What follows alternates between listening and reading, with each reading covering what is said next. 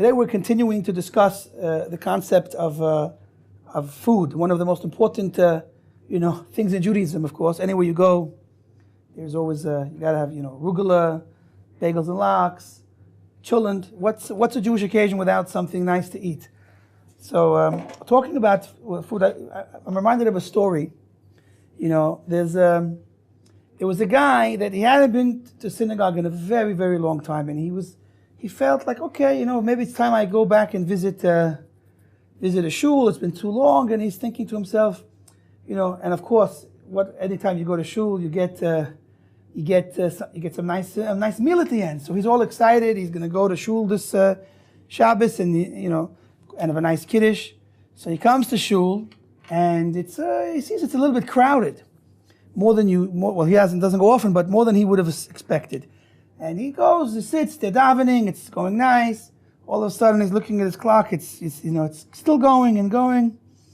It's a very long davening. He's thinking, oh my gosh, what's this, so long davening? There better be a good meal at the end. Yeah, so he didn't realize it's Yom Kippur, Shabbos Yom Kippur. Finally, it's like after so long, because he felt embarrassed to leave in the middle and he would miss his meal. Finally, they finished after hours and hours, and he's waiting for everyone to go to the Kiddush hall, and everybody just leaves, and he's like beside himself, what is this? I just spent hours over here, I didn't even get a rugel or nothing. So he's like, comes to the Rabbi, Rabbi, what kind of operation are you running over here? You have us sit for hours and hours for Shachris and for prayer, and you don't even give us a Kiddush afterwards? So he's like, sir, I'm sorry, today's Yom Kippur. He's just like, oh my gosh.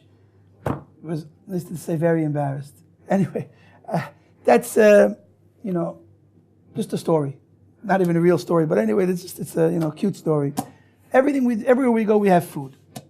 Now, we mentioned in the earlier class that the whole idea that we need to eat is by God's choice to make us beings that need to eat, and so it's not coincidence that everywhere we go, there's food.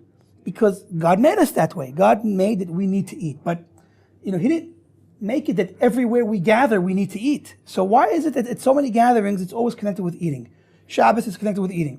Yom Tov is connected with eating.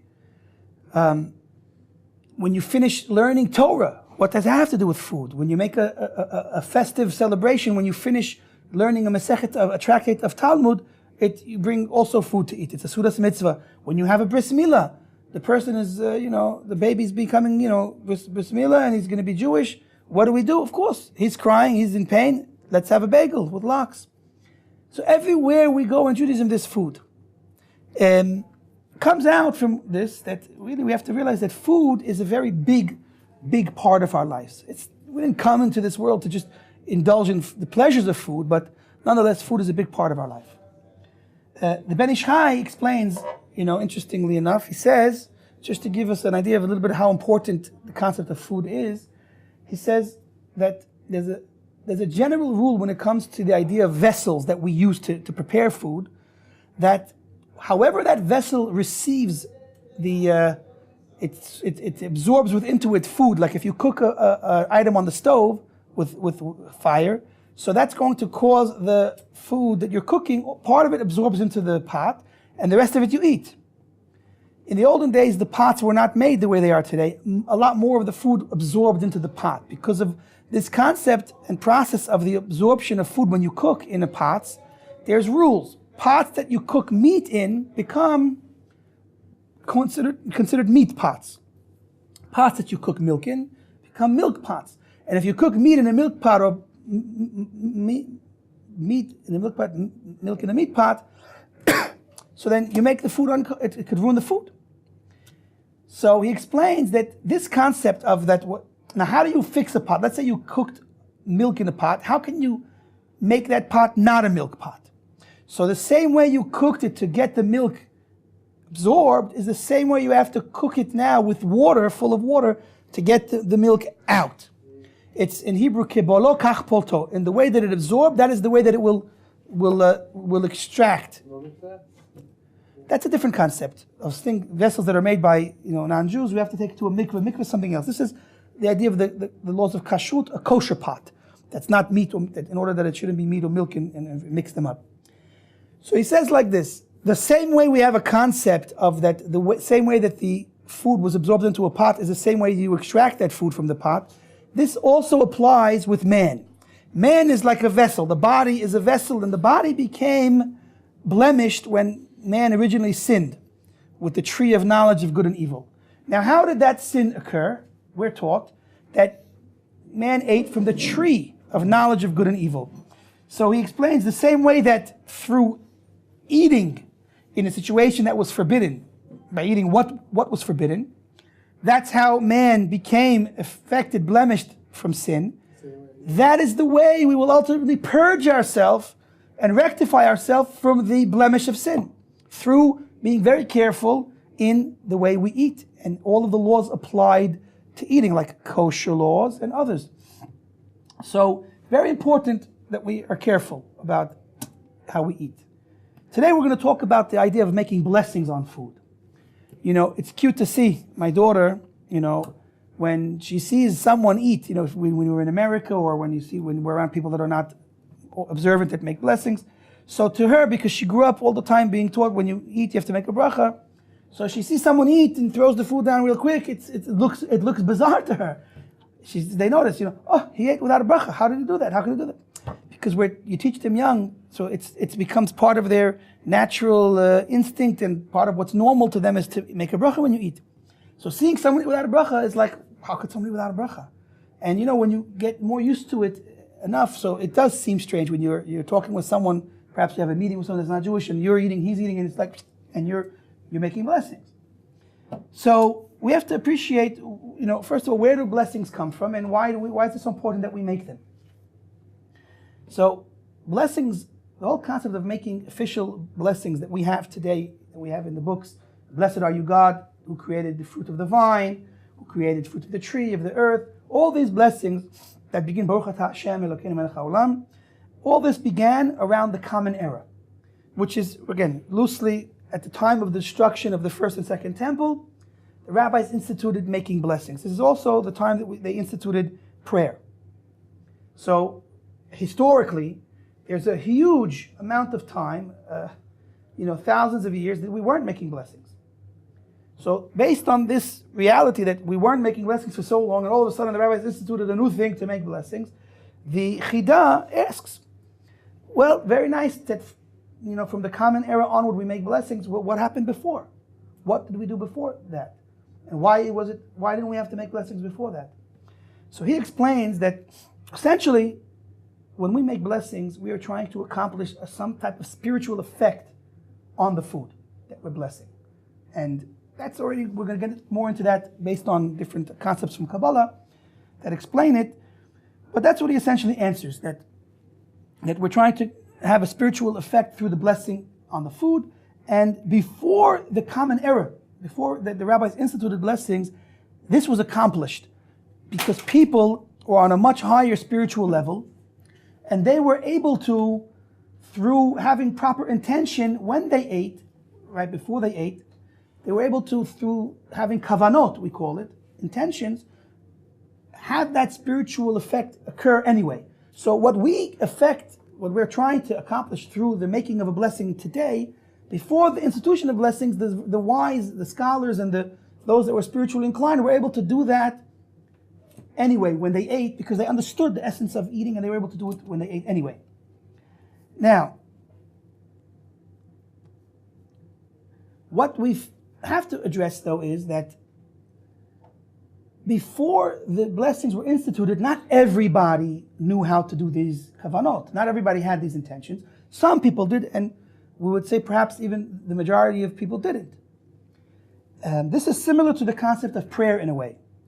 Before the destruction of the Beis HaMikdash as well, there wasn't organized prayer, that everyone had to pray every day, 3 times a day. There was prayer that took place in the Beis HaMikdash, you know, which wasn't really officially what we call prayer. It was the service of the Mikdash, sacrifices, and they sang psalms, the Leviim, and people would pray when they wanted to pray, how they wanted to pray. There wasn't an obligation to pray morning, afternoon, and evening. What happened is, after the Beis HaMikdash was destroyed, then there was an institution, a takana from Chazal, that you have to pray, every man is obligated to pray morning, afternoon, and evening was optional, which we eventually took on as an obligation as well.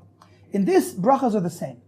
Because before the institution to make brachas an obligation on everybody, it was not. And only the people that knew how to have the kavanot did their spiritual job, and everyone else wasn't required to do it. So we want to ask, why is it that, what changed that the rabbis saw a need to make everybody required to make a blessing? So we can answer that it has to do with the destruction of the Beis HaMikdash.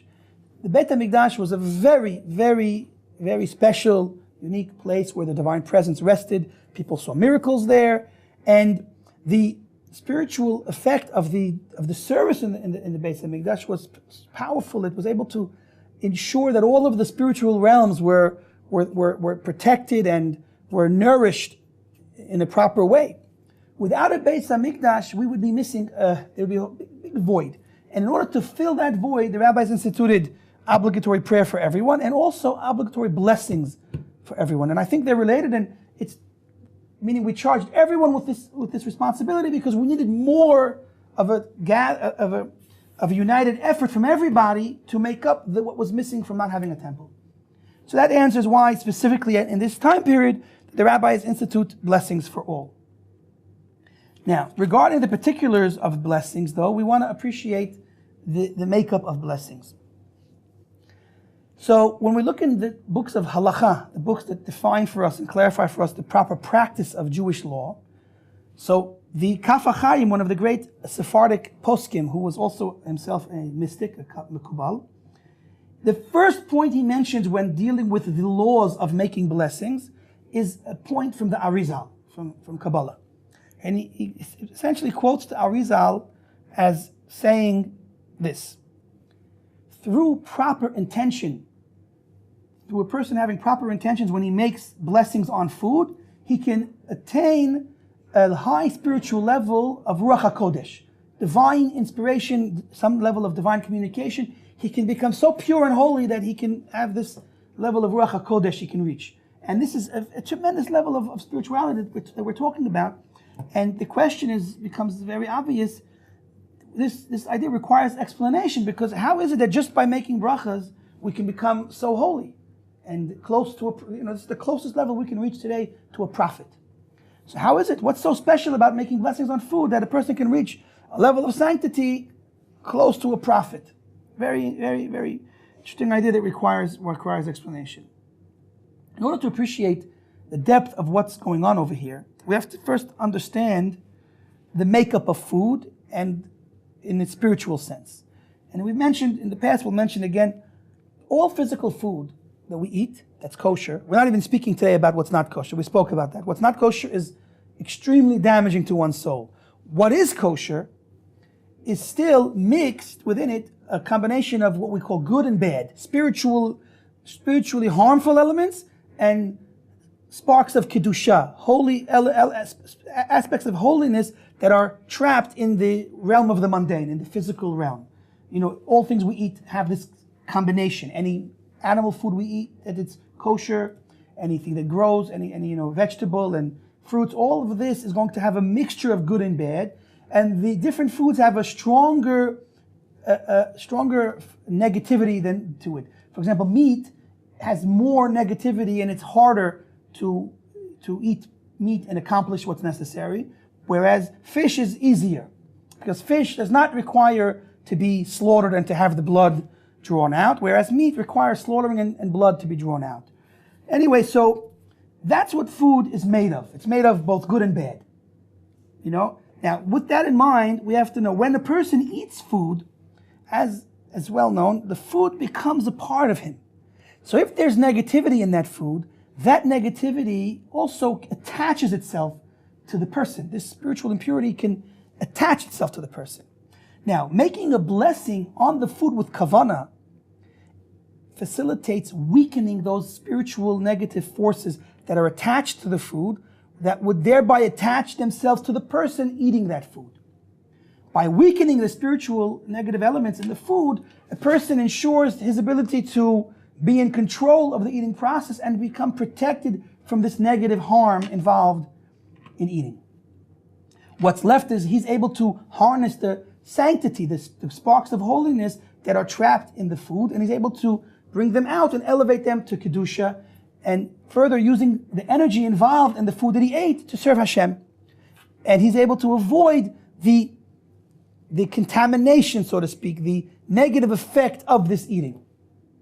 That's what happens when he makes a bracha with kavana. The more kavana, the more serious he does the bracha, the better. Of course, the food being kosher is a must. If the food's not kosher, all of this doesn't help. Now, we can appreciate with this idea, we can appreciate a bit more why the end result of eating, first of all, kosher and making blessings with kavana have such a powerful result. Let's look at long term.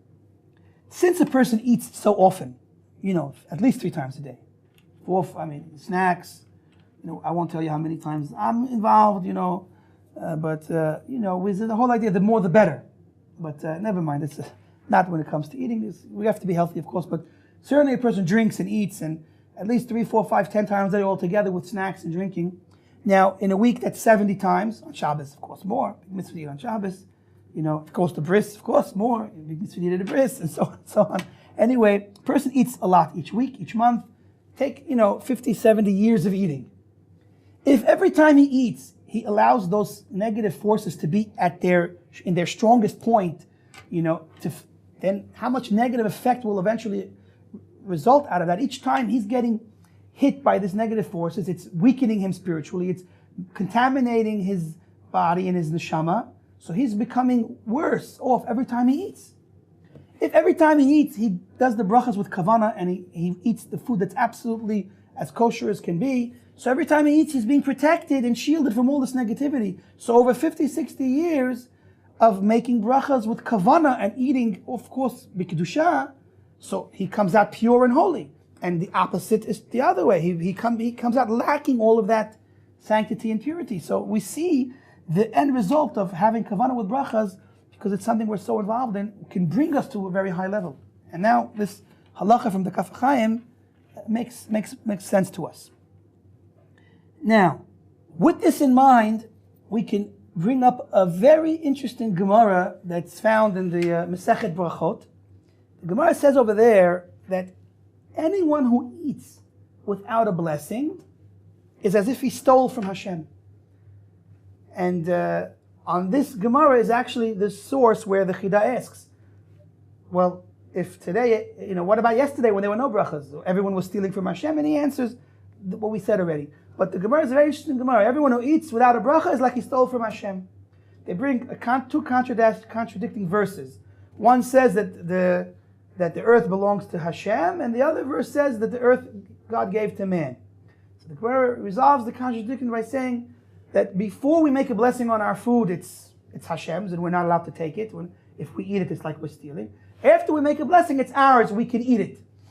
And so very deep Gemara. So the Ben Ish Chai explains the deeper meaning behind this statement from the sages. He says like this: as we mentioned, the purpose of eating is to take the holy sparks, the elements of good that are in the food and that are trapped there in the food, and elevate them to the realm of holiness, to bring them up to Kedusha and harness them. That's the deeper purpose of eating. This is, of course, we need to do it because of the sin from Adam, first man. It mixed it all up, and all these potential sparks of holiness fell into these lower realms, and our job is to bring them back up. When I eat, and I make a bracha first, and it's all kosher, and I have further even intentions to eat the food to serve Hashem with it, so I facilitate the maximum elevation of these spiritual sparks that are trapped there. But if I'm not careful when I eat, and I don't make a bracha with kavana, and even worse if I don't make any bracha, then they stay trapped in the hands of the evil forces, which is considered the other side of goodness. And it's as if I caused them to be stolen from God, because my job that God created me to require eating was in order to elevate these sparks. And then I disregarded my responsibility to eat the way God commands a Jew to eat, and I facilitated that these evil forces keep them, and they remain stolen from Hashem. So when I eat without a bracha, it's as if I'm stealing from Hashem, because I'm allowing these bandits, so to speak. Because imagine if I help bandits steal all this treasures from the king. I'm responsible, I'm in trouble. So here too, I'm allowing this negativity to continue, and my job is to put a stop to it. That's the deeper meaning of this Gemara, that whoever eats without a bracha, it's like he stole. Okay, I think that we have hopefully a deeper appreciation for the whole concept of brachas and eating. Anybody, if you have any questions, you guys in the back, no problem. Just we're here. Go ahead. Any questions? To make a bracha on gum. So if the gum has flavor, yes, we make a bracha on the pleasure that we have to the palate. Something that's tasteful and that we enjoy, we make a bracha on it. The opposite, if there's no taste and no enjoyment, then we wouldn't make a bracha in certain cases. Even, if things are harmful.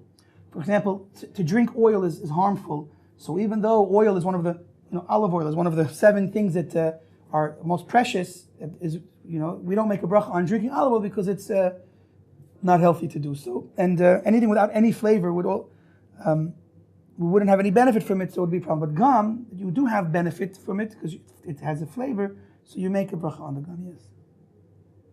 You say when Adam ate the apple, or whatever it was a Christian thing, I guess. No, okay, yeah, there's 3 different opinions, none of them are an apple, but fine. The chita, te'ena, fig, 3 opinions, yes? He ate one of those 3. He contaminated all the food, every food that what happens is that he allowed the evil to overpower itself in the world as a whole and within man as well. And that means everything became affected by that first sin. So you think we should elevate the food, the badness sparks in the food? So we said by being careful how we eat, to do it in the way that God prescribed, that's one of the ways we elevate all those sparks of holiness that fell through that sin, and that's how we rectify the world. So why is it prohibited for us to do the same thing with non-kosher food? Let's say pig. So we explained in a prior class that pig is so negative that when we try to involve ourselves with it to elevate it, it would only bring us down. We're not able to elevate that level of evil, that level of negativity. It's like too much, too strong. Okay?